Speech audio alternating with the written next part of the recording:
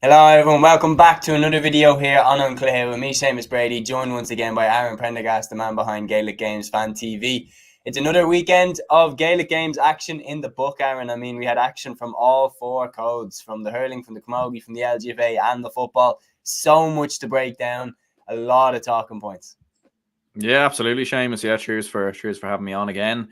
Yeah, like so much going on. I think it was probably the busiest weekend in Gaelic Games across all four codes. Like obviously in hurling, like two cracking games today. Maybe the Cork Tipperary game in the second half maybe wasn't as competitive as maybe we would have hoped for, but yeah, like so much on the line. Like the Dublin Kilkenny game, I was at that, and you didn't know which way that was going to go.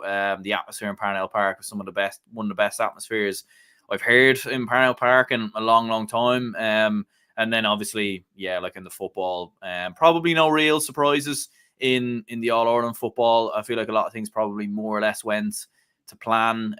But then in the Derry, maybe. Except Derry, actually, that is a fair point. Actually, the Derry one, maybe Cork beating Clare as well. Tailteann Cup, few surprising victories here and there, but ultimately, yeah, cracking weekend of football hurling, and yeah, looking forward to diving into it. Certainly, we'll start with the game that was the last hurling game that took place today in the Munster Senior Hurling Championship. It was the one that was on at 4 o'clock. Cork continue their form.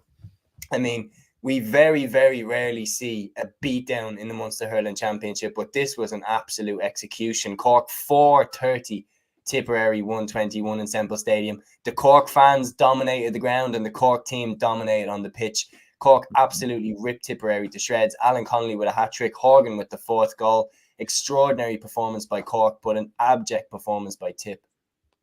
Yeah, like it was really embarrassing from Tipperary in the second half. Like first half, they actually did okay. Like there was only a couple of points in at half time. I actually thought they competed very well with Cork, in fairness. Like they obviously started very strong. They get themselves obviously an early goal from Mark Keogh. And like in general, Jason Ford, I thought was doing well. Dara Stakelum was having a very good game. And Tipperary were living with Cork. Cork probably hadn't really properly clicked into gear. It looked like maybe there'd been a slight hangover from the Limerick game. But you felt like Tipperary were doing quite well. And obviously the goal right before half-time from Alan Connolly was a huge, I suppose, momentum killer probably for Tipperary because they'd done so well. They were getting in a half-time level, still in the game.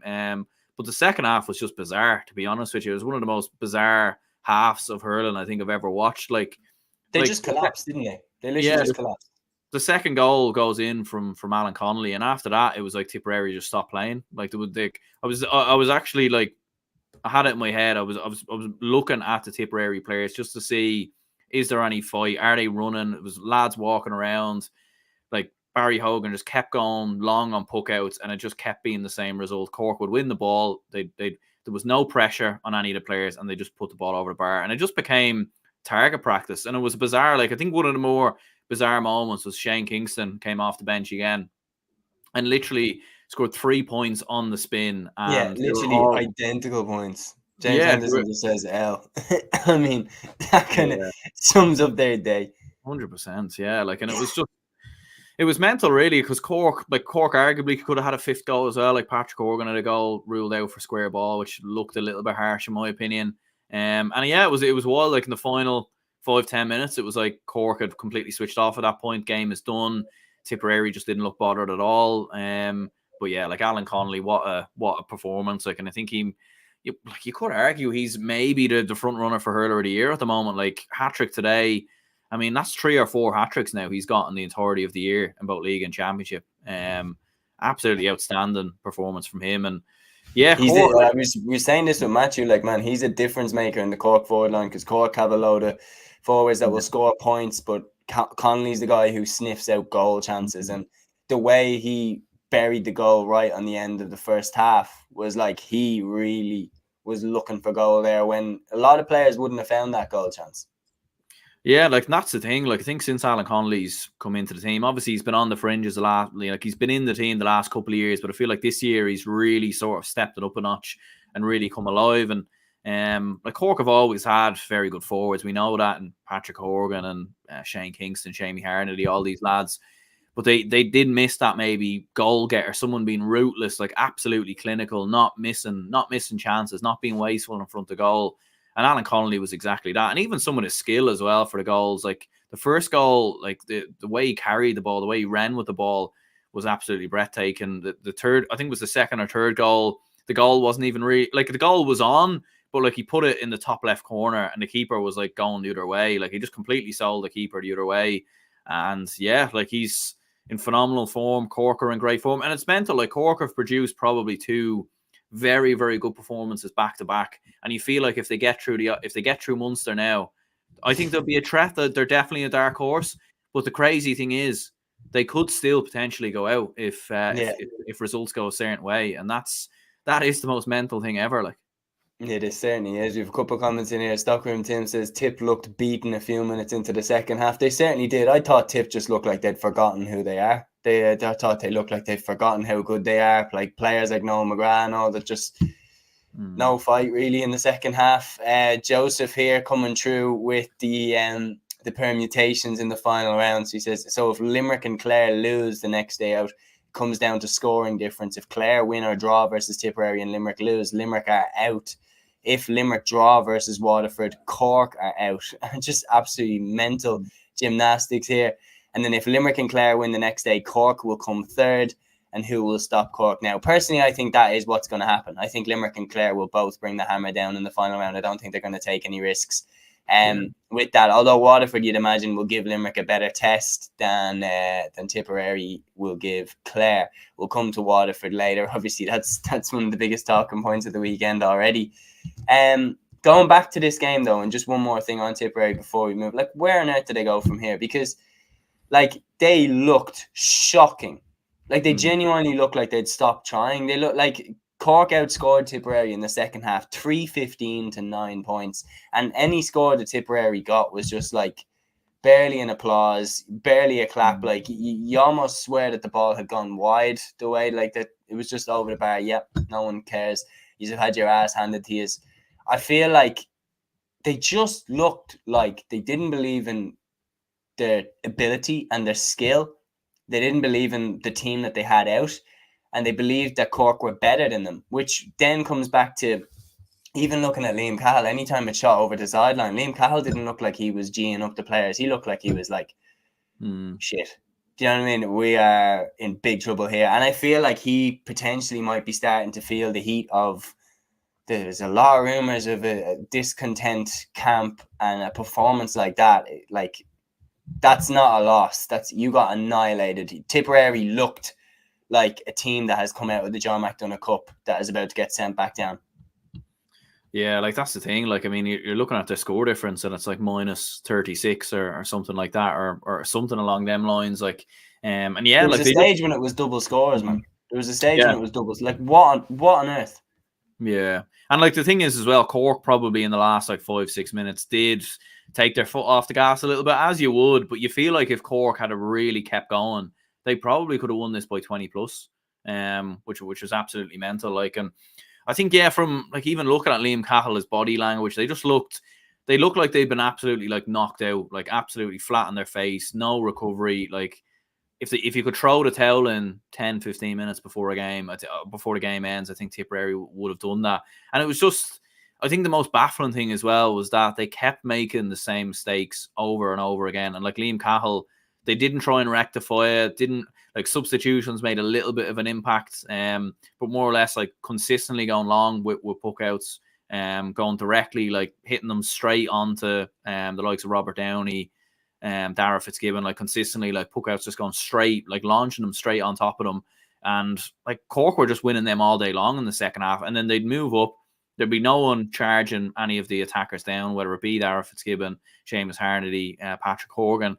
And it was just like target practice. And Tipperary as well, like they just completely lost any fight, devoid of any confidence completely. And it's worrying for Tipperary because this, you know, if this was a once-off and a one-year thing, you'd say, okay, fair enough. Look, they had a bad year, whatever. But 2 years ago, like Colin Bonner, yes, out, that's what reminded me of. And Liam Cahill comes in, and like there was a bit of a bounce last year. There was a bit of a field goal factor around the start of the championship, but even that ended like a damp squid. And now you're like, where do Tipperary go from here? Because they have the guy they want. This was the man they wanted, like the under-20 All-Ireland winner with Tipperary. This was the man who they wanted for quite a while. And he remember, like, there was rumors he rejected them a year before he eventually came to them.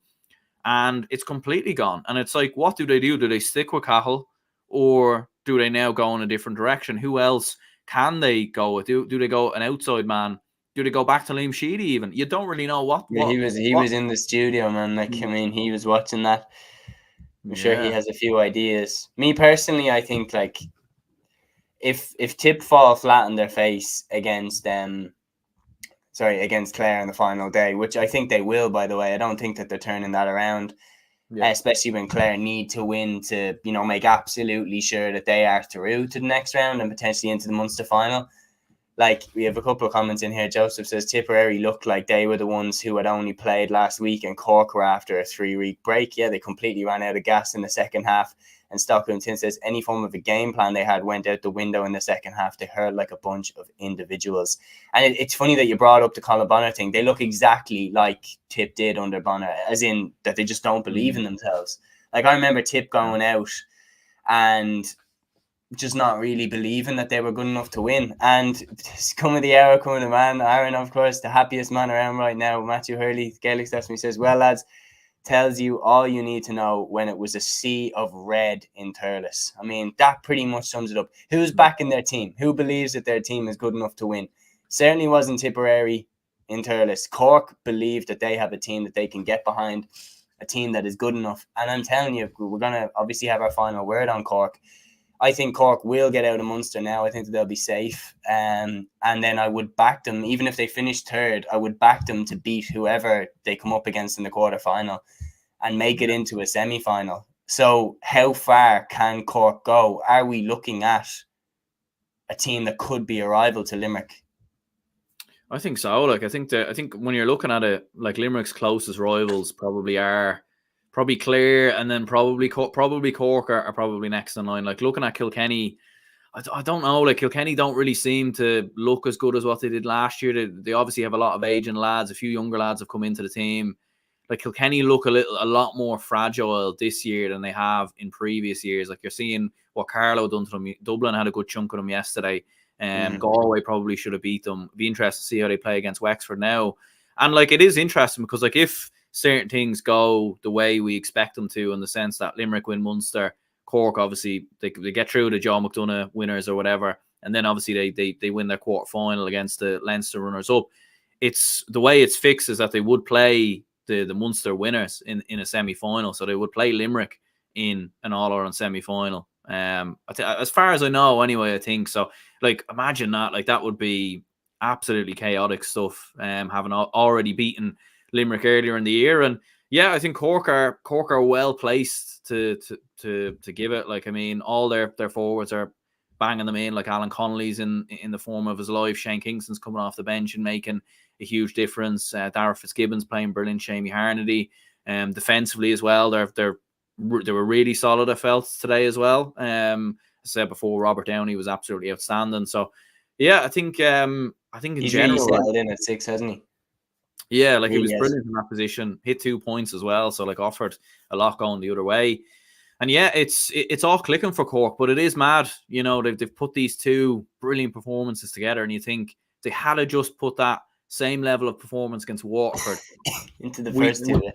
We're probably talking about Cork in a Munster final, and what a Munster final that would be. If it was Limerick in that Munster final. So yeah, I think it's all brilliant for Cork, but now they just have to hope that their great friends from Limerick do them a favour and beat Waterford.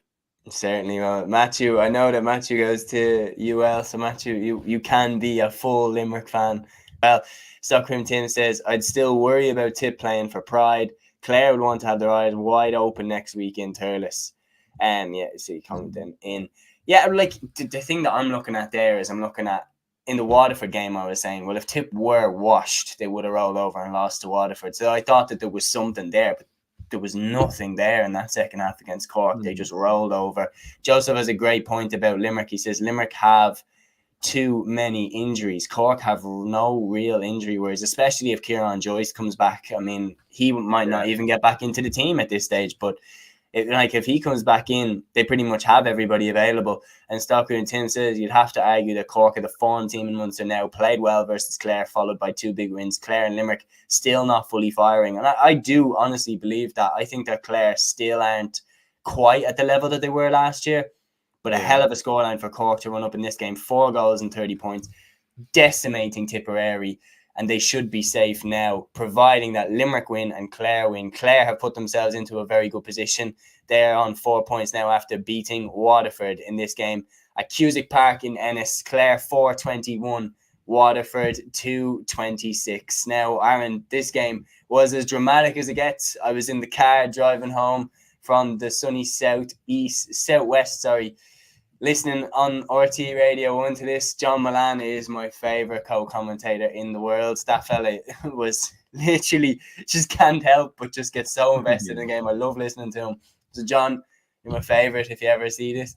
But it ended up with Clare. Clare got the win 4-21 to 2-26, and that was thanks to a very contentious decision at the end where Clare were given a 65. Mark Rogers slot the 65 over. Guys, we have a good few people watching. If you think it was a 65 or if you think it was a wide ball, throw it in the comments, get involved. Aaron, I'll come to you first. 65 or a wide ball? And try not to take as long as the umpire took. Yeah, like I've looked at the replay a few times now, and I do think it was a 65. I do think it was the right decision in the end by the umpire. However, I do think the umpire did guess it. I think he genuinely did crumble under the pressure, because you can clearly see he doesn't know. He's no idea. And like, if you don't know, you should. You know what I was thinking? You know when have you ever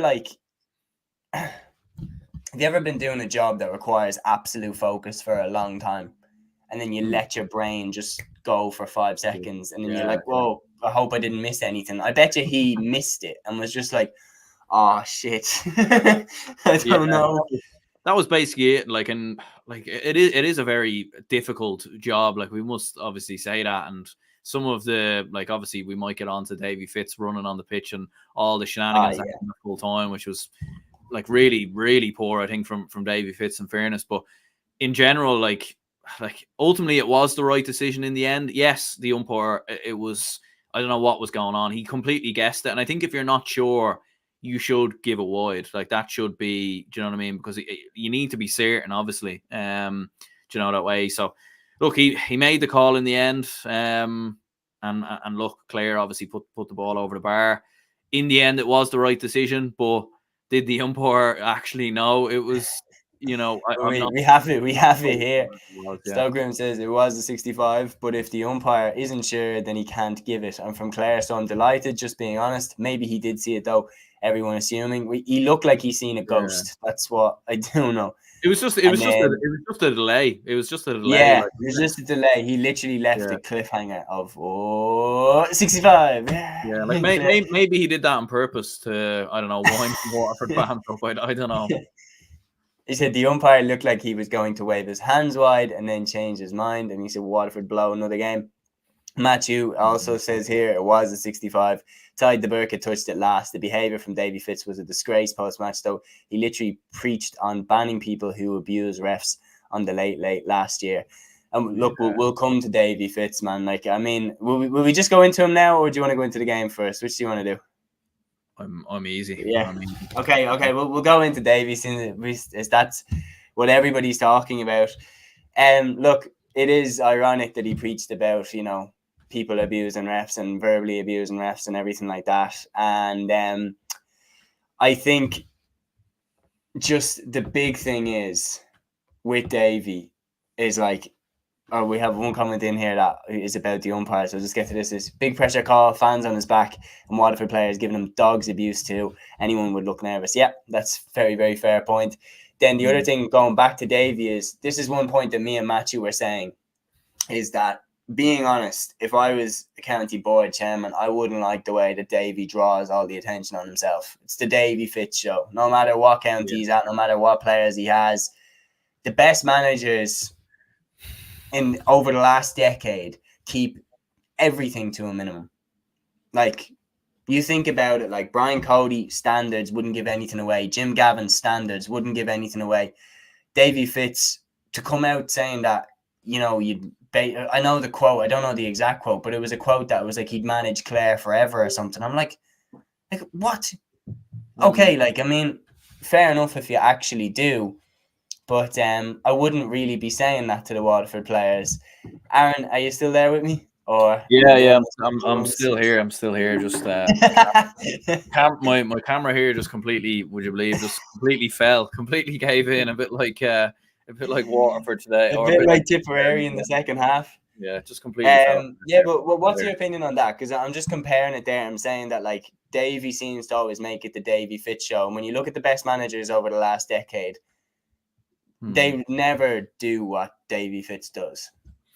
Yeah, like, and I think there was an argument as well that he wasn't happy with the placement of Mark Rogers. He said that, he said that to Off the Ball. Did you see the interview with Off the Ball, National O'Reilly? I actually haven't now, but I might it's very interesting because he Ashton asks him something about Brian Lohan, and then he just like doesn't answer it. He just doesn't really go into it. And then Ashton says, like, what do you mean by that? And he's like, don't be asking me stupid questions.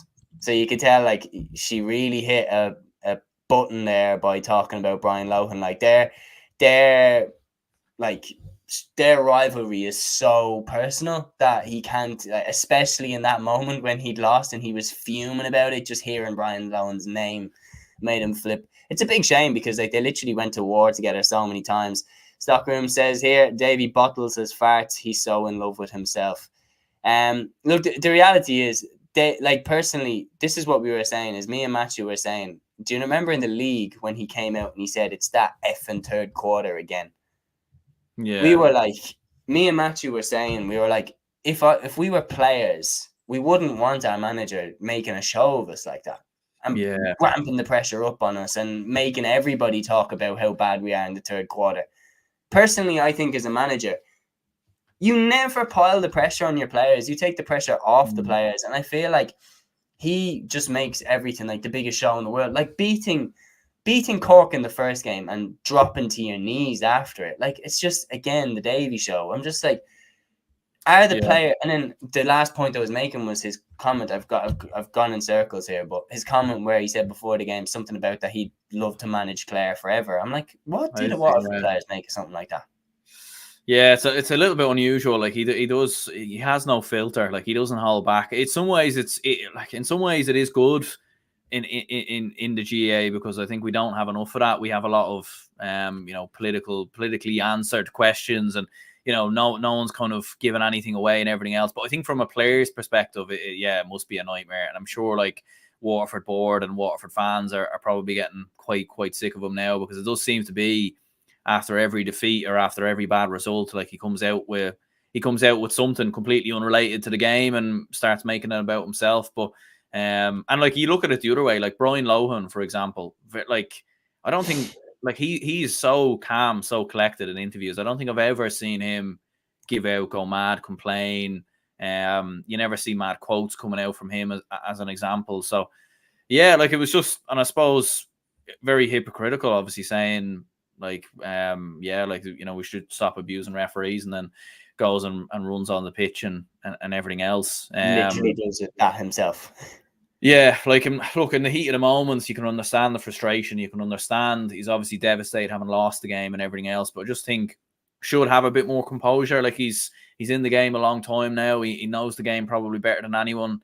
Knows management nearly better than anyone at this stage. Like, he should have a lot more respect in that moment. And it was a 65, and it wasn't a clear and obvious one. It wasn't like a mad decision where he's given a crazy penalty or anything like that. It was a decision that in the end they got right, but at the same time, with the speed of the game, people are only human and they can make mistakes. And I think it was very over the top. He obviously had a lot of other people, I think, involved as well. Like, he some Waterford selectors. I think some fans were getting involved. I think there was someone in the Clare backroom team that I think was involved. From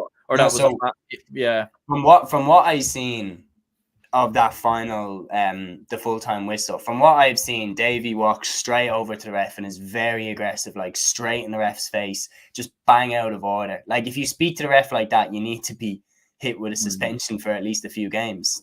Yeah. Davy's the guy who said it on the Late Late Show, preached about it. You shouldn't go up and speak to a ref like that. So from the clips that I've seen, Davy goes up to the ref, is very aggressive, very hostile, very confrontational. That's bang out of order, and he should know better than that. Then a Clare official or Clare selector comes and gives him a little shove, get away from the ref, will you? He shouldn't really have done that either. But to be fair, the stewards weren't doing their job, because Davy literally could get straight to the ref. And this is how we saw the ref getting pushed over in the club game last year.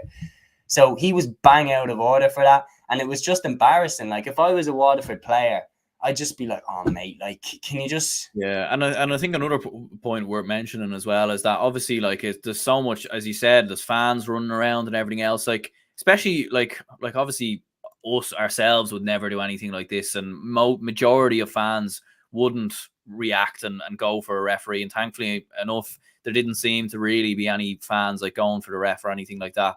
I think maybe one or two potentially got pulled away, but there was nothing too bad. But, like, with Davy doing that, that just incites more people to get angry. And, like, you know, like, there could be absolutely right. There could be Waterford fans there setting the example. Yeah, and, like, it probably makes Waterford fans and feel like, oh, like, that was a really bad decision, and then it kind of, the atmosphere and the you know, everything that's happening gets worse. So yeah, it was just like, it wasn't great at all. Like, I always feel like, like, the referee's obviously leaving, Davy Fitz is leaving, wait till he gets down the tunnel and then try and go speak to him and speak to him like adults. Do you know what I mean? Not like children. So yeah, just crazy stuff altogether. Like, and I've always been a big Davy Fitz advocate, but I do think today was very poor. Like, I wouldn't want him in Dublin. Like, no, I wouldn't, because he's like taking a shot of adrenaline, and once it wears off, you're just like, you've gone nowhere. I mean, the reality is that he runs people at such a level, he runs them at such a high burnout, that it's no wonder that he hasn't been in a job for more than 4 years. Because he comes in, he demands everything from the players. Every game is World War III. And then after 3 years, his players are just worn out to bits. And some of his players probably are sick of listening to him. Yeah. And then these little interviews where he just seems to be a constant cycle, just putting more and more attention on the players, more and more pressure on the players, more and more pressure on those around them. That, like, I could see why they would rather have a manager in who just goes about his job relatively quietly. Like, that I don't know, man. It's just, personally, when you see this here, so he said any managers who come on the field and start abusing the refs should get match bans and fines. It's okay to talk to the ref, but not shout and harassment. I agree. Stockroom Tim says he's entertaining in fairness. I mean, he is. And then the whole Waterford setup seemed to be wound up for a fight from the off. The Mayorishka and at the shed end was running along the line, giving fist bumps to the Clare fans. Davy had them all wound up. I mean, he certainly would have. I mean, like I said, he was moving like a bitter ex-partner or something with Clare, like, that got, you know, dumped, broken up with over text, and Davy was coming back to try and rub their new partner in their face. Like, yeah, I got Waterford, I don't need you. But then still, you know, saying, oh, I wish I was still Clare manager, basically, in the media before the game. I don't know. FPL lad says Cork turned Thurles into a sea of red today. They absolutely did. Travelled in droves. I got caught in the traffic coming up from Cork. The amount of Cork cars that were heading to Thurles was absolutely insane, and definitely added about half an hour to my journey. But on top of that, like, last words on the Davy Fitz incident. So, like, to recap it, like, all the videos I've seen point to Davy walks up very openly hostile and confrontational towards the referee, which is bang out of order, and he should know better than that. He was getting straight to the ref. The Clare selector gets in his way. And as you said, it's dangerous because Davy's supposed to be the one that's setting the example. And by him going to the ref and being so irate and so aggressive, it sets a bad example for fans, for players, for everything like that. Like, the buck stops with you in a situation like that. And I think he'll be a bit embarrassed when he sees that, to be honest. Because I think if it shows that it was a 65, It's not great. Yeah, like there's no way he would have been able to see from there whether it was a 65 or not. Do you know what I mean? Like so far away. So he's obviously just going off of what the player, obviously the players who were close were, and to be fair, it was probably nobody really, like even the first couple of replays you were looking at and you were like, you weren't still like entirely sure, that way. So yeah, like I think ultimately, yeah, like going as mad as that when you actually don't know whether it was a 65 or not. And as you said, could have incited something far worse there. Like obviously Clare selector was, kind of going a bit mad back at him, but it could have opened up to, players could have got involved and it could have turned into something bad. But look, to be fair, like fair play to the players in the end, like the Waterford players. And in particular, like I know we'll get into the game, but it's a shame because I actually do think Waterford overall covered themselves very well today. Like I thought they played very, very well against Clare. They competed very, very well. Like we were speaking about Tipperary, when Tipperary faced adversity today, they completely folded. But Waterford kept on fighting back time and time again. And like they probably did deserve more from the game, in all honesty. Probably deserved a draw at the minimum, I think. But look, that's hurling, and when you're coming up against sides who are as good as Clare, unfortunately, these things can happen. That's it. And I feel like, look, in those situations, you have to learn that, like, look, you can be annoyed about it, but people make mistakes. And look, whether you people make mistakes. And the funniest thing is the umpire didn't make a mistake. It was a 65. And I think Davy was also annoyed at where it was being taken from, where the 65 was being taken from. But Rogers still would have stuck it. Like, I mean, once the 65 it wasn't that big of a difference. And like every player does that. Like they take a couple of steps as they hit it. Do you know what I mean? It's kind of like, it is one of them things that I'm sure if you look back at all the other 65s in the game, you'll probably find a few that were very similar to that. Like it's so yeah.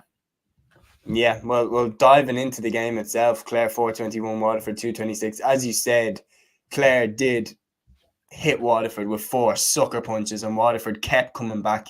It was a brilliant game. It was like, and every time it looked like Clare were going to pull away and win the game comfortably, like Waterford did keep fighting back. I thought defensively, Waterford, like I think tactically the way they were set up defensively was very unusual. Like at the best, like they were leaving Shane O'Donnell 1v1 inside. I don't know how many times they did that. And even at that, like there was so many instances where Clare, it would be 4v2, 3v2. Like I don't really know where Waterford's halfback line was going at the best of times. And it was almost like they had a full back line of 2 players. Like they had Tyg the Burka in there. I think Mark Fitzgerald as well. But like generally speaking, it was they were cut open time and time again. And Clare scored 4 goals. Could have easily scored 6, 7, maybe even more. Every time that ball went into Shane O'Donnell, you felt like Clare could work a goal chance. And Waterford defensively were very, very open. But aside from that, they done a lot very, very well. They fought their way back into the game brilliantly. Desi Hutchinson was decent with 6 points.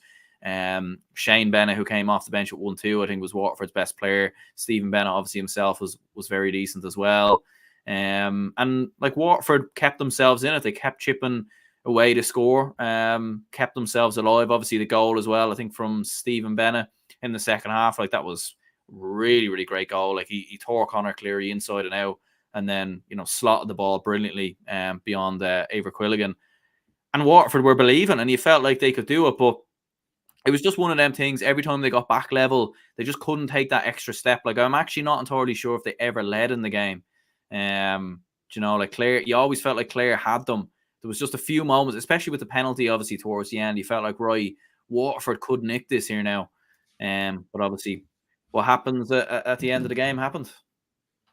Yeah, it certainly did. And then we've one more comment in here from Tim. It says Davy has form for this. Didn't he launch a shoulder into a tip player when he was over Clare? He'll get kids banned from coming onto the pitch at full time, when in reality it's him that should be banned. I remember there was one instance where a Limerick player shouldered him when he was standing on the sideline. I think it was it James Ryan, or it was someone in Limerick in a golden helmet that just ran across and hit my shoulder straight into the chest in the middle of the game. One of the maddest things I've ever seen. But yeah, so that's the Munster Championship wrapped up in terms of the talk about that game. We'll move on to the Leinster Championship, and man, this one hurt. Dublin 223, Kilkenny 128. I have to say, I was watching this one. It really hurt. I really thought we had them when Conor Burke. When Brian Hayes scored the second goal. I really thought we had them, and then the chant went up, "Come on, you boys in blue," in Parnell Park. Yeah, and then Kilkenny just found a way, and Owen Cody scored the goal. This one hurts.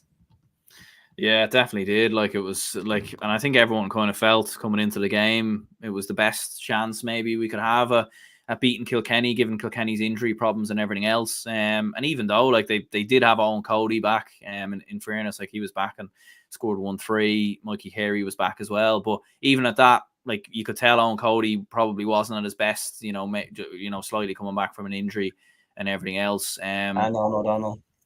And and Owen O'Donnell obviously as well, who was outstanding. Like, but I think from a Dublin perspective, like we done so much right. I think in the first half, like it was just we were making silly errors, like handling errors, passes were going a little bit astray, looked a little bit nervous. But at the same time, like once we started backing ourselves, we were outstanding. Like as you said, Brian Hayes was brilliant. I thought Chris Crummey had the absolute game of his life, 3 points from wing back. He was outstanding. Danny Sutcliffe, man. Yeah, Danny Sutcliffe as well was brilliant as well. And we kept ourselves in it. Like in the first half, I actually don't think I think Dublin played well, but I felt like we could play a lot better. We were just making a few errors, and I was happy enough. I think there was only 1 or 2 points in it at half time. We missed a couple of big goal chances, obviously, as well. And then obviously we get that goal in the second half, I think from Brian Hayes, and you're feeling like, right, we have a chance. I was in Parnell Park and the atmosphere was brilliant. Everyone singing "Come on, you boys in blue," and we felt like it was there. And I don't know what it was, but I think after that goal, we just sort of lost composure a little bit. Didn't really I feel like Kilkenny were there for the take, and we didn't push up. We didn't push on it. I think we only scored like 1 point or two. I think after that goal. But look, I do think some of the decisions as well were a little bit questionable. Billy Ryan, I think 100% took about eight steps in the lead up to the Owen Cody goal, and it's one of them. Obviously, with steps, a lot of the time they don't get called in attacking scenarios, unfortunately. But probably should have called it. And in general, there was just a few moments. Like, look, in sport, you're not always going to get the breaks, and I just felt like Dublin didn't really get the breaks. A few decisions from the ref here and there, just small decisions. Like he gave a throw ball against Dublin at one stage when we see players throwing the ball left, right, and centre. So like, what is a throw ball anymore? I don't know. But ultimately, look, I think Dublin didn't take their big opportunities when the game was there to be won. And Kilkenny, unfortunately, like they are absolutely ruthless, and more often than not, they will find a way to beat you. Yeah, and then like John Donnelly as well deserves a big shout, like player of the match, and he was doing my head in because every time Dublin kept coming back, John Donnelly would just score another point. And I was like, oh, can you just let us beat you for once? Like, please. It's literally been over a decade of losing to this team. But a lot of people will say, look, we have the football, so, leave the hurling for everybody else. But we're coming to them from Denise. Denise says, great weekend across all 4 boards. Certainly was, Denise. And we are covering all 4 codes on this episode as well. We have 2 Camogie provincial finals after we finish the hurling as well. Stockholm Tim says Dublin left that game after them. Still think they'll draw encouragement from how well they played, given they usually struggle versus Kilkenny. And that's it. Is that like when we've lost to Kilkenny in the past, we've been beaten out the gate. We really played well. Like we really played well. And like when you play a game like that, you leave it and you're like, do you know what? On another day, we win that game. I can't fault any of the players for their effort, for their commitment, for their hunger, and for their resilience. I thought they all left themselves out on that pitch, and sometimes it just doesn't go your way. Yeah, like that was the minimum requirement for me coming into the game, was that, right, Kilkenny are a little bit fragile here. We've put a big win over Antrim at home in Parnell Park. You felt like minimum requirement, just make it a game, because too often we've been beaten very comfortably by Kilkenny, and I think that was the big thing. And yeah, walking out of Parnell Park, you were devastated. You were really disappointed with the outcome of the result, but ultimately you're like, right, it's a great win, and it's also been a very good week for Dublin hurling. The under-20s obviously beating Galway, the minors beating Wexford as well. So you feel like there is maybe something coming there. There's a few younger lads who maybe haven't come into Dublin this year that are probably, knocking on the door at this stage. So look, it's good. And look, going away to Galway next week, going to be a very difficult game. I think after seeing the performance, like the thing is as well, second half we were outstanding, couldn't have played any better. But the first half, especially in the opening 10, 15 minutes, there was a little bit of nervousness. There was a little bit of just small errors, like even when we gave the ball away for that early chance. I think it was on Cody who had the early chance for Kilkenny, forced the Sean Brennan made the great save. Yeah, like there was just a few moments like that early on, but once we kind of got into the game and steadied, then we really kicked on. So like going to Galway, who like obviously they got over the line in the end against Antrim, but I still think there's fragilities in that Galway side, and I do think it's possible we can beat them. I wouldn't be so sure about their resilience. I'm just being honest. I feel like there is a breaking point there in Galway. Now, so Kilkenny bounced back and get that win with 2 more games in Leinster. Wexford made light work of this. A lot of people were pointing and saying, look, are Wexford going to do what they usually do, lose this game and then probably beat Kilkenny? No, they absolutely put Carlow to the sword here. Carlow 113, Wexford 236 in Dr. Cullen Park. Yeah, no fairy tale this time. Wexford absolutely slaughtering them. Yeah, I think Wexford have probably, too many bridges have been burnt at this stage with, messing up against, so-called weaker counties and everything else. And obviously what Carlow done to Kilkenny, like Wexford knew they had to be up for it. And in fairness, they were. Like, it was keeping up with the score on Score BO and everything else. And it always just felt like Wexford had them at sea. Like Conor McDonald with 2-3. You'd Lee Chin, obviously 14 points as well. Speaking of players who might be in with a shout earlier in the year, like Lee Chin's been absolutely outstanding, to be fair, this year. And like very, very comfortable stuff. I think Carlow will be disappointed though. And obviously when we watch the Sunday game a little bit later on, we'll see a bit more about their performance and everything else. But like they competed very, very well in their last 3 games against Galway. They competed well, even though they lost by 11, they still competed very, very well. Drew at Kilkenny, played very well against Dublin as well. So yeah, I think Carlow will be quite disappointed about this. And it's obviously a big game for them next week against Antrim to decide who gets relegated. It certainly is. Would you be leaning to anyone at that particular moment? I'd probably go with Antrim, just the Corrigan Park effect. I think at home, Antrim have been there and done it. They've had these games, like the Westmeath last year as an example. They got over the line. They only need to draw as well, so they don't even necessarily need to win. And yeah, I think Antrim should do it. But I think it'll be very close, but I probably would go with Antrim. Yeah, I think Antrim's experience of staying up when it really matters will come into effect here as well. But yeah, they didn't get on great either yesterday. 114 to Galway's 225, and this was in Corrigan Park. Galway made very, very light work out of this game. Like the main scorers, Conor Cooney with 1-6, Gavin Lee with the other goal, Evan Nyland with 5 points, Conor Whelan with 3. Yeah, no Corrigan Park impact on this game. Galway winning out comfortable winners. Yeah, I suppose it finished up comfortable in the end, but like in the first half, it definitely was a game. Like Antrim were leading at half time, I think by a point. And you were kind of looking at it and you were thinking again, like obviously the game wasn't on TV, so keeping up with scoring apps and seeing what's going on, and you were kind of like, Antrim are in front here. Could it be about to happen again? Could the Leinster Hurling Championship be about to spring up some absolute madness? But I think the big turning point, Roy McGarry gets sent off right at the start of the second half, and I think Antrim only scored 4 points after that. So Galway just completely annihilated them in the second half, and like it's kind of a shame because you look at the score and it's like 225 to 114. It sounds like an absolute battering, and in the second half it was, but in the first half, and again we'll see a bit more of this hopefully later on, Antrim did give a fair good go of it. Just that red card, I think definitely you'd imagine was the key turning point, I think, in the game. Yeah, no, I'd be the same as you now. I'd be leaning towards Antrim to ultimately save themselves in that showdown game against Carlow. But we'll move on to the other competitions. So underneath the Liam McCarthy, the John McDonough Cup had its round 4. Laois beat Downford 31 to 17 points in O'Moore Park. Westmeath beat Meath 129 to 14 points in Cusack Park. And Offaly beat Kerry 324 to 15 points in O'Connor Park. 3 one-sided beatdowns in round 4. Yeah, and I suppose I think the one that maybe people were looking at the most was Offaly Kerry, just because of the fact that if Kerry won, they would have put themselves in in pole position, obviously to go into the John McDonough Cup final. But yeah, like Offaly made light work of it. Owen Cahill with 1-8.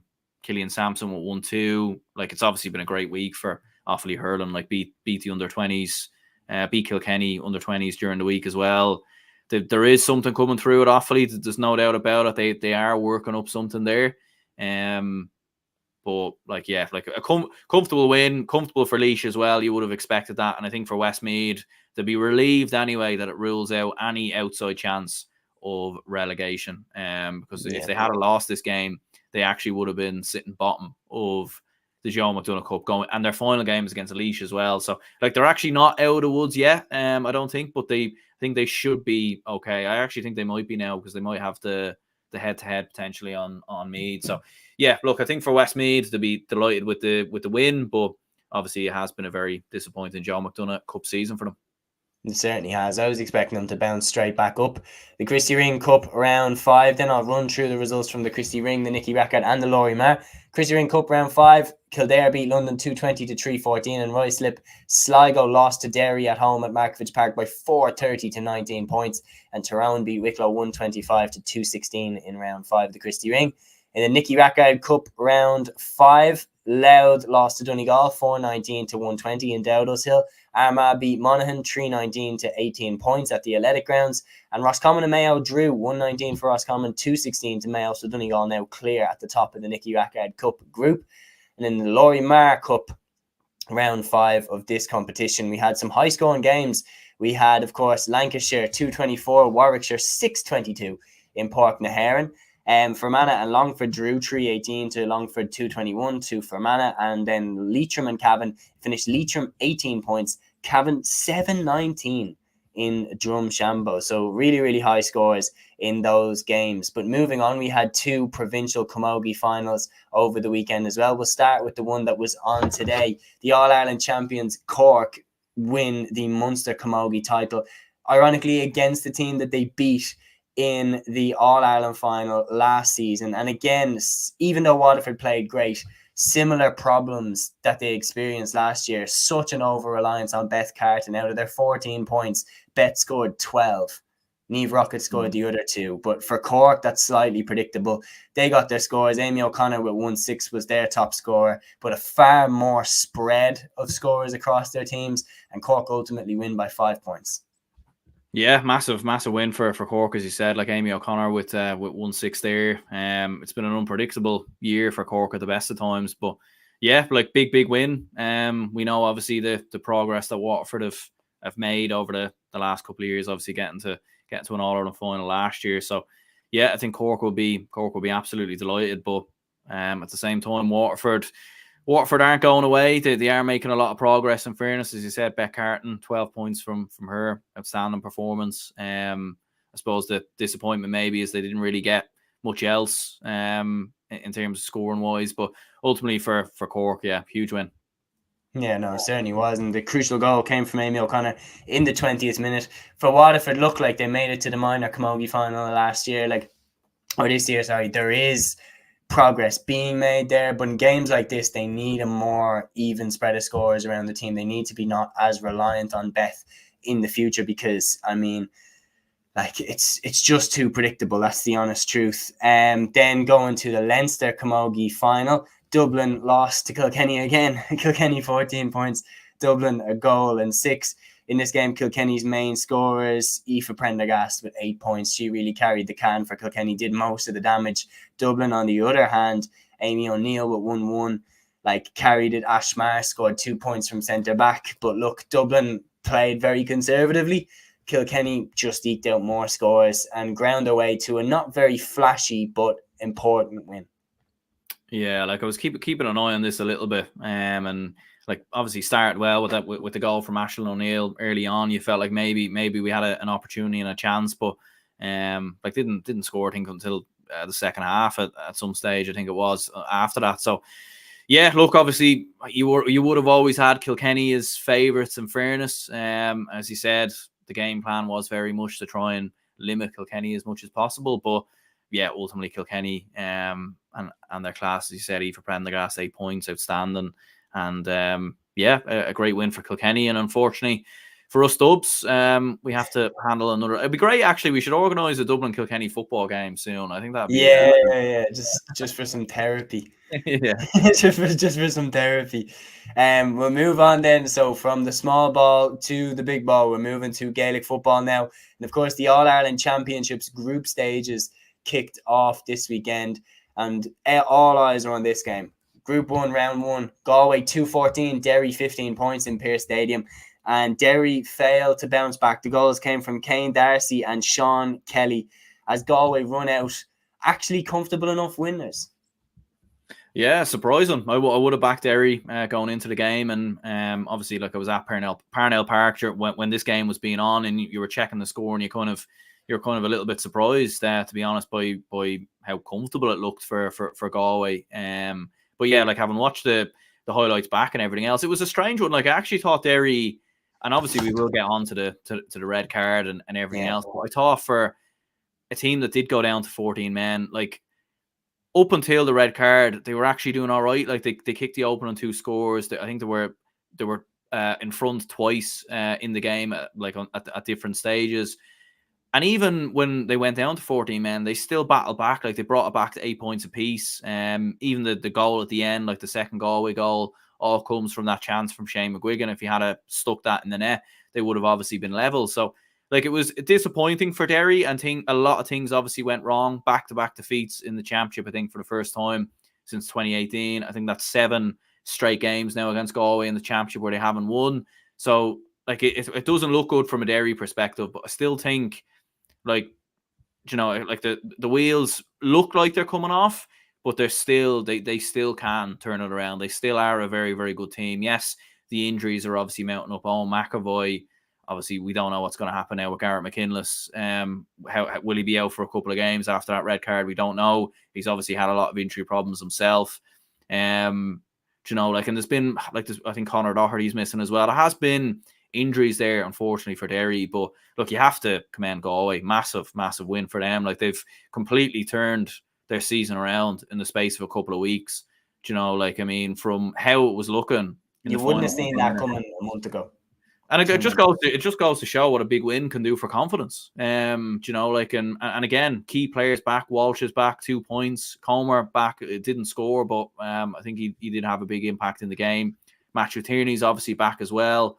Paul Conroy's in there now as well. So ultimately, like, Galway are motoring along very, very nicely now, and all of a sudden, like, I think Galway's game against Armagh in a neutral venue. They play Westmeath, I think, next away. If Galway can finish top of that group, they put themselves in a fantastic position to have a good crack at an All-Ireland, because you're looking at it and you'd probably imagine Dublin, Kerry probably win their group, so you're not going to get them in a quarter-final, and then obviously we'll see what happens in the rest. So yeah, it's looking good for Galway. Like, if I was a Galway fan, I'd be very, very optimistic now going into because they'll continue to build momentum, and, like, the reality is that I was saying even a couple of weeks ago, like, I think the winners are going to come from Dublin, Kerry and Derry, and Galway have just beaten them. So, like, I mean, where are Galway at? And they're flying under the radar. I think they still have the majority of the squad that had them in the All-Ireland Final 2 years ago. So, like, they're in a good little spot. Now, before we move on from this game, we are going to talk about Garrett McKinless, because this is kind of how I see it. There's tough and then there's dirty. This is dirty. He's standing literally on Damien Comer's Achilles, like, literally on his ankle. Like, that can do such damage. That can literally rule you out for a season. Like, that's one of the most delicate parts of your leg. And he stamps on it. Like, he takes a look and puts his foot in. I've no respect for that. Yeah, no, same here. Like, it was, scumbag behavior, really. Like, if we're going to be, if we're calling a spade here, like. Yeah, and I think, like, I've by the way, I wanna preface it with this. I have so much respect for players, just as much respect for players that are staying away from that side of the game. But, you know, players like Tony Scullion's a brilliant example. Like, I'm using a Derry player, a player that would shake your hand, hit you the hardest shoulder you have ever felt in your entire life. But after the game, you could sit in the pub and have a pint with him. This is what players who played against him said. Like, Joe Brolly was saying, I remember Joe Brolly when he was talking about the Sean Kavanagh fell, and he was like, boys like Faye Devlin from Ardbow, he literally referenced Faye Devlin. He said they were hard men, but you'd sit and have a pint with them after the game when it was done. Yeah. And it's like, would you sit and have a pint with your opponent after the game after he stamped on your ankle like that and literally could have injured you? Not in my opinion. That's not hard. That's nasty. Like, that's nasty play. Absolutely, yeah. And I think the thing is as well, and I don't know how true this is, but I think I've seen on Twitter people were saying like that was Comer's bad ankle, like where he's had multiple injury problems. So like it's, do you know what I mean? It's almost like a blood rush to the head. He looks. Yeah. No, it's this one, is it? Oh yeah, there we go. Yeah, and I think the big thing now moving forward though is the GA, like they really do need to really try and start clamping down. Let's be honest, man, this has been common for a long time. Like, remember last year, the way that the Ryan O'Donoghue one just got swept under the carpet. Like, Ryan O'Donoghue was booting Sean Kelly's bad ankle out of it before the game last year. Yeah. And everyone just was like, whoosh. Yeah. Forget about that. And, like, to target what is a player's, like, injury and go for it, I just don't really respect that type of behaviour. Yeah. Like, and the thing is as well, like you'll have idiots online saying, "Oh, the game's gone soft," and sure, it's a contact sport, and all this rubbish that does tend to come out. And I remember that came out around the time with the Ryan O'Donoghue thing. But yeah, like this was just absolutely dreadful. To anyone saying that, could you imagine if that was Philly McMahon doing that to Ryan O'Donoghue or something? Or yeah. It'd be uproar, absolute uproar. Absolutely, like, and that's the thing. It's like the GAA does need to clamp down on this now, because as we said, it's happening multiple times. There's so many instances I can think of off the top of my head that have happened in the last couple of years. Even remember he should be out for the rest of the season. That's my personal opinion. Yeah, if you conclude that this was a predetermined decision to try and injure another player, he should be suspended for the rest of the season.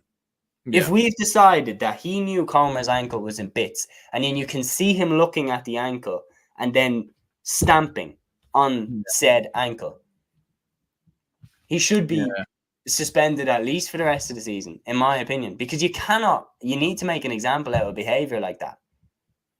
Yeah, like I think something along them lines would be good, like a five game ban or something, 5-game championship ban. I think would also be appropriate as well. Because the thing is, if it happened with McKinless and he gets a 5-game ban, that will send out a message that you can't do this. Do you know what I mean? And other players then will remember, oh, we can't do this because X, Y, Z. But if it's a 2-game ban, and sure, he's back by the time they're in the preliminary round or quarterfinals, and it's just like, you know, like it's not great at all. Like, and I do think the GAA need to start looking at this, because we're having, like, I remember the Johnny Glynn one last year in club championships that obviously happened, and that was obviously, it wasn't a stamp necessarily. Oh, that was the choking, wasn't it? Yeah, but you have so many instances of like bad things happening on the pitch, violence, players getting stamped on, etc., and nothing's been done about it. You know, it's just being left completely under the carpet, and it's going to get to the stage where something really bad is going to happen, where a player, you know, thankfully enough, by the looks of it, Comer does seem to be okay. Now, he was taken off, I think, with about 20 minutes to go. Didn't score, didn't really, like, he was in the game, maybe wasn't moving obviously as freely as he would have been, and you can obviously understand why. But you just think, like, imagine, like, it did snap his Achilles, do you know what I mean? And that's him gone, probably career over as well. So, you know, like, it's very, very detrimental. And until something really bad like that happens, we probably are going to, because that's only, I think, when they'll look to make the change. That's it. And like, the last word on it is, like, I respect to the highest level the sacrifice, the commitment that the players put in and everything like that. And I respect when players are hard men, like when they're tough and you don't mess with them and that they'll fight their corner. I absolutely respect that, and you need that in a team. But being a hard man is not what Garrett McKinless did by stamping on Damien Comer's ankle. That's not what a hard man does. That's what someone who's playing nasty does. Someone who's playing dirty does. So, yeah, I just would absolutely hate to see that in our game again. And I think like a harsher ban than what has usually been the case needs to be given this time, because players need to realize that that's not acceptable in our sport. If you go out with the intention of injuring another player, we cannot allow that in our game. And we are lucky that Comer seems to be okay, because imagine that was his season done. Like, that would be really upsetting to see if that was his season done. Absolutely, yeah. Like, and especially after just coming back from an injury, like always starting to get a bit of momentum, played outstanding, obviously man of the match in the Connacht final. It would have been a huge blow. And look, we don't know, like we could have just carried on through the pain. And maybe he could, there could be some sort of long-term effects with that as well. So, like just shambolic stuff all around, and not a good look at all. Certainly not. It'll be interesting to see what the Sunday game have to say about it at 9:30. Gavin O'Reilly says, would you have Galway in the All-Ireland contenders after that game? Derry seem to be losing steam. I'd have Galway kind of as dark horses, that I feel like Galway might be able to put together a run under the radar, and I think they're already on their way to doing that. Connacht title after beating Mayo and now beating Derry, sorry. They are definitely in a good run of form. And for Derry definitely seem a bit leggy after obviously going 100 miles an hour right from, like, for McFall and for Conor Glass. Like, they've been going non-stop since Glenn's campaign. Moving to Group 2's round 1. We'll be quick on this one. Mayo 20 points, Cavan 1-8 at McHale Park. Relatively straightforward start for Mayo in their group stage campaign. Yeah, absolutely. Like, you were kind of looking at this game and thinking, obviously Cavan have put up a good vista. Teams obviously this year, they gave Tyrone a great go. They obviously done quite well in the league as well. Obviously Mayo at home, so you'd always back Mayo. Paddy Lynch obviously injured as well. And yeah, fairly comfortable for Mayo. Like Ryan O'Donoghue, 7 points from him. Darren McHale, 2 points. Killian O'Connor obviously started and scored 4 points. Matty Rowan, who was very good in the Connacht final, brilliant in this game as well, 3 points from him. So overall, yeah, Mayo controlled the game. Cavan had a couple of moments obviously here and there, like with James Smith getting the goal, but yeah, it was fairly straightforward for Mayo. Certainly was, and that's a good start for them. Now I'm going to take a bit of personal pride in this one, because I'm the only one who went for Cork to win. So Cork beat Clare 113-111 at Cusack Park in Ennis. I'm the only one out of us who tipped Cork to win this game, but I can very much understand why you would have picked Clare to win this game. And Clare nearly did win this game, but Cork got out with the win. Yeah. Like, and Cork were the favourites, I think, for the game, but there was just so, like, myself backed Clare, Matthew backed Clare, and obviously Jason. I was listening to your you and Matthew's podcast like during the week, and yeah, he was obviously saying he backed Clare as well. So yeah, a little bit. I nearly did. I went to Clare and then I went back to my initial one. Yeah, and like I think we'd all agree that Cork are a better side than Clare. I think we would agree with that, but it was just the fact that Clare obviously playing at home. But yeah, massive win for Cork, because these are the type of games, as we've said before, that Cork do mess up on, do lose. Like Clare made a good go of it, but Cork, like Mark Cronin's late point, I suppose, was the insurance point there. McCaughlin obviously gets a late point in response for Clare. But yeah, big win for Cork, massive win for them. They needed to win this now. And look, obviously playing Tyrone sort of on the horizon. I think, I do think Cork can give Tyrone a lot of problems. We saw what Cavan done to Tyrone, and I do think Cork could possibly beat Tyrone. I would nearly predict that, to be honest with you. So, interesting. Yeah, I think Cork would be well set up to battle them. Yeah, they would be. Like, and yeah, I think Cork are in a decent place. They're a tricky team to face, there's no doubt about it. Matthew says here, I did change my mind on Red FM, if that counts.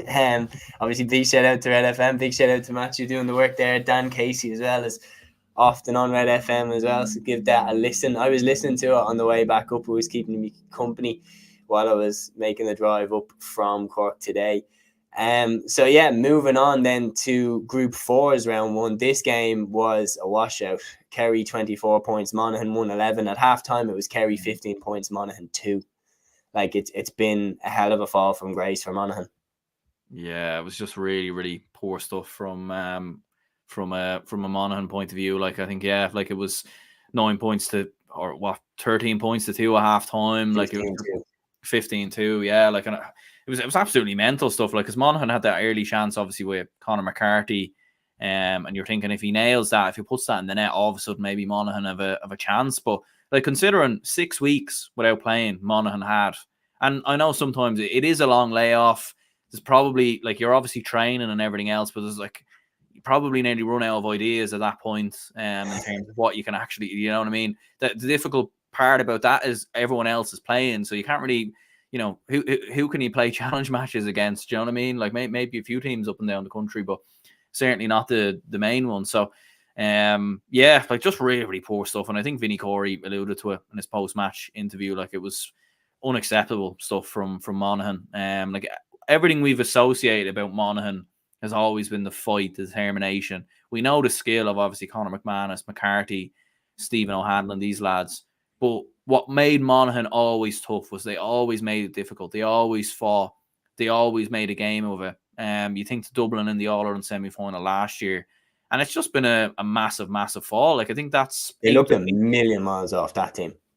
Yeah, like 8 defeats now on the bounce across league and championship, which is very, very poor stuff considering. And like, it was just so comfortable for Kerry. And don't get me wrong, Kerry played very well. They were looking more like themselves after a bit of a disappointing performance against Clare. But even at that, I think Kerry probably still had another gear to go up on.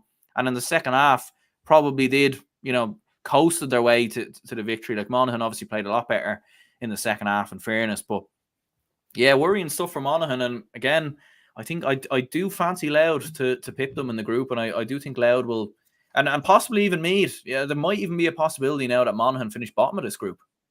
Yeah, I don't know. Like, I was really disappointed by them. I thought that they'd go and give it a rattle, especially when you consider that they're 6 weeks out. But yeah, wasn't to be by any stretch of the imagination in this game. For Kerry, there's two things that a lot of people are definitely worried about. Number one, Monaghan did slice them open still and got goal chances. And then, you know, that Ike Maguire's goal for Clare, he ran right down the middle.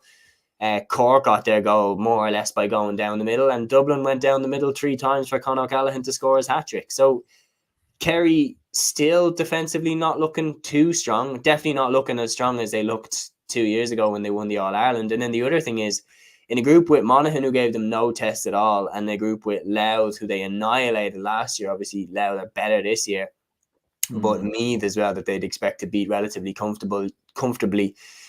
Can Kerry, like, keep their levels up, ready to face a Dublin or something like that if they're not really getting tested?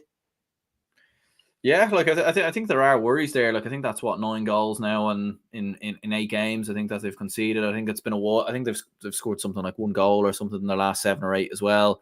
So there are worries there. Like, there certainly are.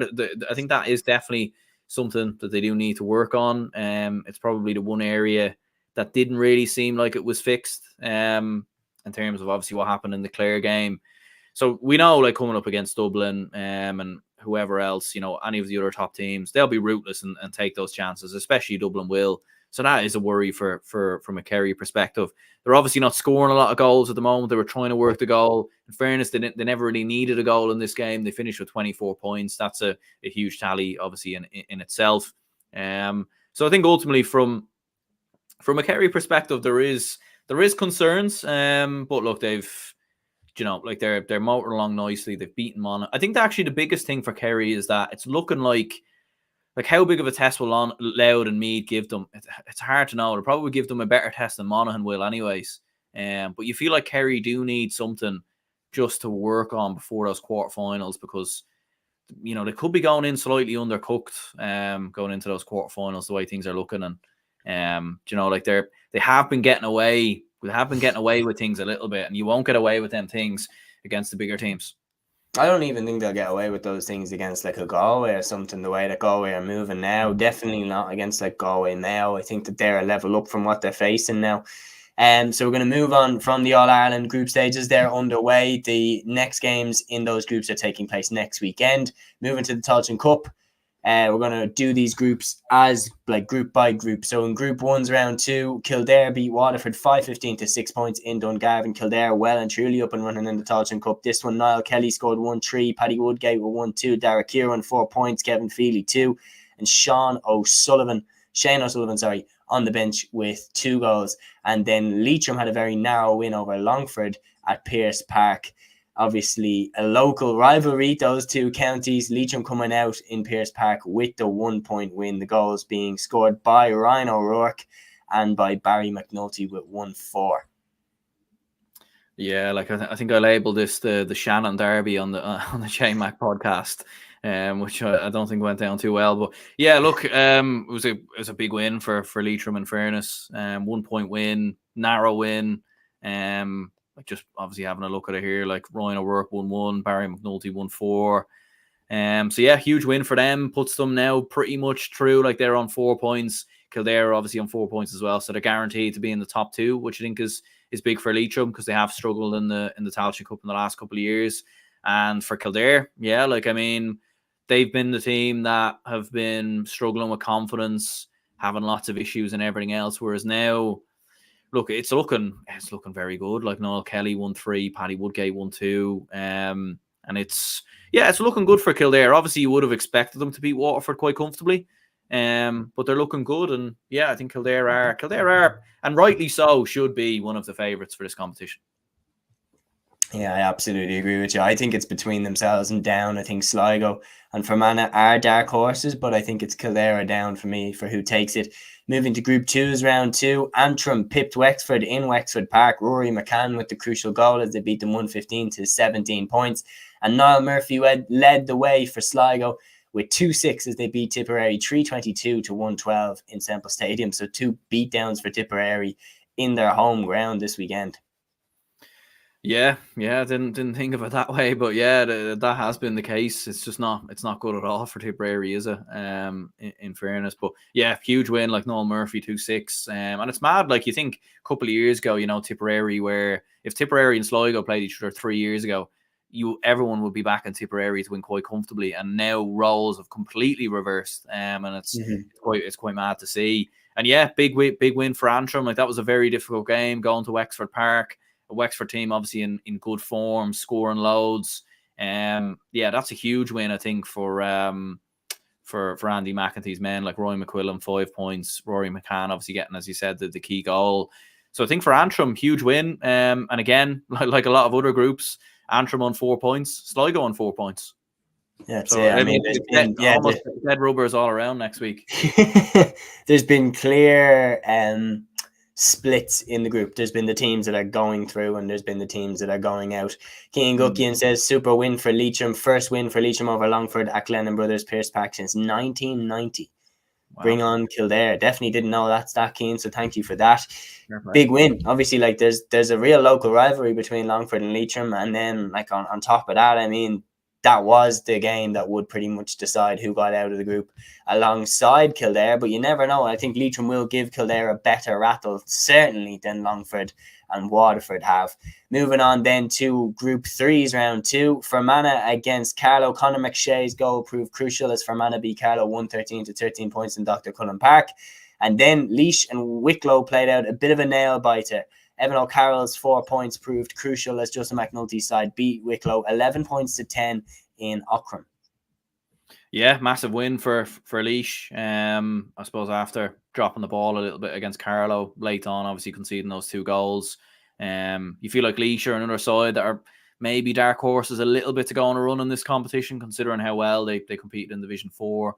But yeah, ultimately, big win for them to get over the line. I think Wicklow will be happier that they competed very well against Laois in comparison, obviously, to the last day. And fair play to Carlow as well, because like coming up against Fermanagh, two teams that were 2 divisions apart, before obviously Fermanagh got relegated. So Carlow done themselves proud in that game as well. Like, let's not forget, Carlow are the seed 4 team in this, and when you look at how a lot of the other seed 4 teams have done in the Tailteann Cup, I think Carlow can be very, very impressed with themselves. But yeah, big win for Fermanagh, and I think Fermanagh and Laois next week to decide who wins the group. Certainly, but the Tailteann Cup does something to Carlow. All of a sudden, their level just gets so much better when you're in the Tailteann Cup. I don't know what it is. Moving on to Group 4's round 2. Something needs to be studied about Offaly, how they've been so bad in the Tailteann Cup so far, losing 2-10 to 8 points to Limerick and Rathkeale.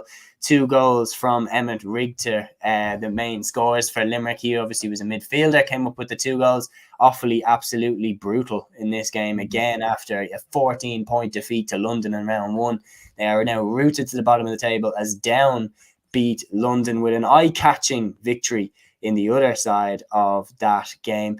Big win. Obviously, London failing to capitalise with some momentum in the next game's main scores for Down. Pat Havern with 6 points, Oran Murdoch with the goal, and he tagged on another point as well. London, look, this was going to be a big ask, and Down made light work of their trip to Ruislip.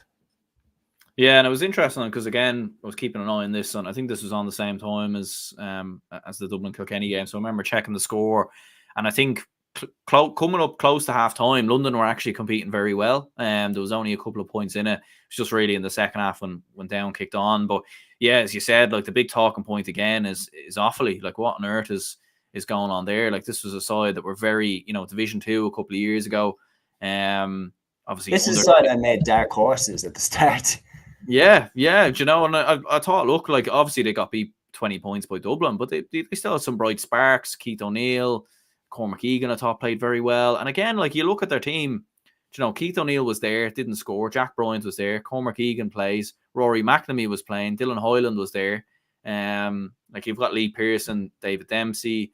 Like a lot of their key players are there. Like obviously Anton Sullivan comes on with 20 minutes to go. Keane Farrell comes on with 10 minutes to go. So it's a little bit bizarre what's actually happening because like Declan Kelly was the man who led the majority of those under 20 lads to an All-Ireland. So like you'd imagine there'd be buy-in. You'd imagine there would be. You imagine they'd be good enough to beat London at home.